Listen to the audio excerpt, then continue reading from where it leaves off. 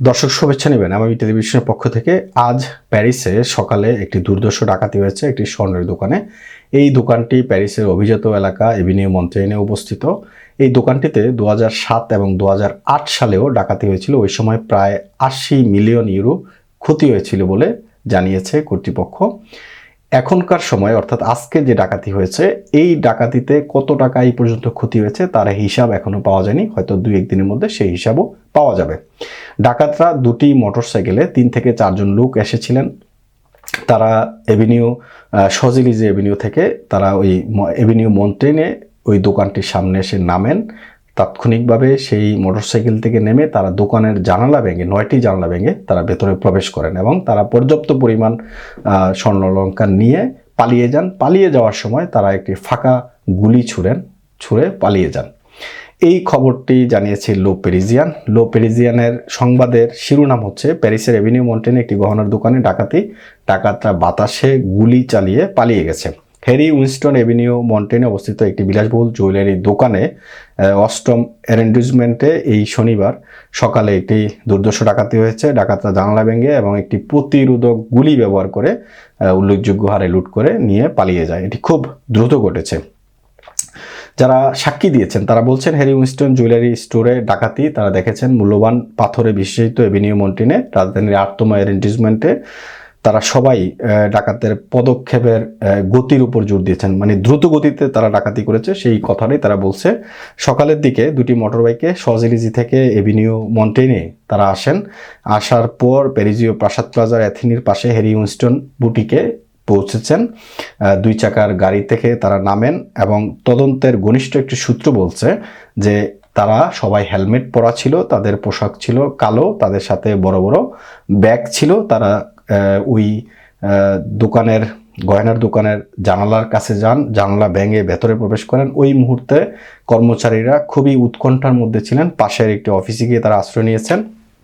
দোকানে একজন ক্রেতা উপস্থিত ছিলেন, তিনি হতবাক হয়ে গেছেন। একজন পথচারী তিনি তার বৃদ্ধ বাবাকে নিয়ে রাস্তা পারাপার হচ্ছিলেন। তিনি গুলির যখন শব্দ হয়েছিল, ফাঁকা গুলি যখন ছোড়া হয়েছিল, তিনি আতঙ্কিত হয়ে পড়েছেন সাথে সাথে এবং তিনি পরিবেশটা যে একটা উৎকণ্ঠা পরিবেশ ছিল সেই পরিবেশটা তিনি লক্ষ্য করেছেন। ডাকাতরা লেস টাইপের অর্থাৎ বড় ধরনের মোটরসাইকেল যুগে পড়ে পালিয়ে যাওয়ার সময় তারা একটি গুলি ছুঁড়েছে। একজন 9 বছর বয়সী ছেলে, 9 থেকে 10 বছর হবে এরকম বয়সী একটা ছেলে, তিনি সাংবাদিকদের যে সাক্ষাৎ দিয়েছেন ডাকাতদের 7 তলা থেকে গহনা নিয়ে বেরিয়ে আসতে তিনি দেখেছেন। তিনি এভিনিউ মন্টেইনে থাকেন। তারা সবাই কালো পোশাক পরেছিল, তাদের বড় ব্যাগ ছিল, তাদের কাছে অস্ত্র ছিল কিনা তিনি বলতে পারবেন না। তিনি সাংবাদিকদের এটা জানিয়েছেন। এভিনিউ মন্টেইন এমন একটা এলাকা, রাজধানীর অন্যতম চটকদার প্রাসাদ এই এভিনিউ এলাকা। এই এলাকায় সাধারণত ট্যুরিস্ট বাস চলাচল করে এবং মানুষ ওই সময়টাতে ওই এলাকায় হাঁটাহাঁটি করে পথচারীরা। কিন্তু 5 ঘন্টার জন্য এই রাস্তাটা পরবর্তীতে ব্লক করে দেওয়া হয়েছিল। এক মহিলাকে জিজ্ঞেস করা হয়েছিল নিরাপত্তা কর্মীদের পক্ষ থেকে। তিনি যেটা বলছেন, তিনি ওই সময় ওই রাস্তা দিয়ে হাঁটছিলেন। তিনি হঠাৎ করে দেখছেন যে কিছু লোক উপরে দিয়ে গুলি ছেড়ে দুটি মোটরসাইকেল যুগে তারা পালিয়ে গেছে। তদন্তকারীরা প্রথম অনুসন্ধান করার পরিধি সক্রিয় করেছে, অর্থাৎ তারা রাস্তাটা ব্লক করেছে এবং পাশের দোকানে তারা জিজ্ঞাসাবাদ করেছে। তারা ভিডিও নজরদারি ক্যামেরা থেকে ছবি সংগ্রহ করার চেষ্টা করছে। এখনো পর্যন্ত জানা যায়নি আসলে কি পরিমাণ স্বর্ণ অলংকার নিয়ে পালিয়েছে তারা। এখনও স্পষ্টভাবে পরিমাপ করা হয়নি। গয়নার দোকানের ওয়েবসাইটে গ্রাহকদের বার্তা অনুসারে মূল্যায়নটি করা জটিল ছিল, কারণ হ্যারি উইনস্টনের যিনি মালিক তিনি জানিয়েছেন যে 1932 সাল থেকে এই গহনার দোকানটি প্রতিষ্ঠা করা হয়েছে। এখানে 2টি হীরা রয়েছে, এমন হীরা রয়েছে যে হীরাগুলো অনেক অনেক মূল্যবান। হাউস অফ হ্যারি উইনস্টনের গহনাগুলোর প্রতিটি অংশে অনন্য হীরা এবং মূল্যবান পাথরের সমাবেশ রয়েছে, যা এখনো পর্যন্ত অন্যান্য জুয়েলারি দোকানের থেকেও এটা ভিন্ন। তদন্তের ঘনিষ্ঠ সূত্র অনুসারে এই ক্ষতিটি কয়েকদিনের জন্য সুনির্দিষ্টভাবে জানা যাবে না। এখনো পর্যন্ত আমরা যেটা বলছিলাম শুরুতে যে কত টাকায় ক্ষতি হয়েছে এটা জানা যায়নি। তবে যদি আমরা এই বিলাসবহুল স্থাপনাকে প্রভাবিত করে এমন আগের ডাকাতিগুলি বিবেচনা করি তবে এর পরিমাপ কয়েক মিলিয়ন ইউরো হতে পারে। অর্থাৎ আগে যেটা আমরা বলছিলাম যে 2007-8 সালে এই দোকানে ডাকাতি হয়েছিল তখন 80 মিলিয়ন ইউরোর মতো ক্ষতি হয়েছিল। সুতরাং আগের হিসাবগুলো যদি এখন করে তাহলে কয়েক মিলিয়ন ইউরো হবে।